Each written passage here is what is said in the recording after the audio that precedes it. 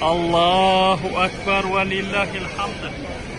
Bugün 7 шілде 2019 жыл. Бұл менің қасиетті Қағбаға келіп отырған 99-шы сапарым. Аллаға шүкір. Баяғыда Египетте оқып жүрген кезде Аллая деген пакистандық ұстазымыз осы қасиетті Меккеге барып келіп жанымызға су алып келіп, сол кезде сол кісінің ұстазымыздың сөзі әлесінде кім деген қасиетті Қағбаға келіп, ең бірінші Қағбаны көрген кезде қандай тілек тілейтін болса, сол тілек қабыл болады деп еді.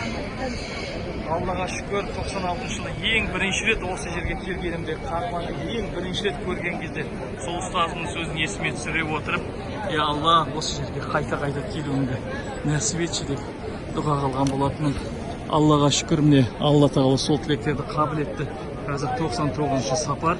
Бұл менің барлық сапарымның барлығы бүкіл датасымен қашан барып, қашан келгеннің барлығы менде жазылынып тұр. Егер ол сапар жазылмаған болса, мен қазір нешінші сапар екенімді білмес едім. Енді алдымызда 3 тамыз үлкен қажылық бар. Баршаңызды үлкен қажылыққа шақырамыз. 100-ші қажылығыма куә болыңыздар. Иншалла елге келгеннен кейін Алла нәсіп етсе, Аллаға шүкір деген той жасаймыз. Биылғы қажылыққа баршаңызды шақырамыз.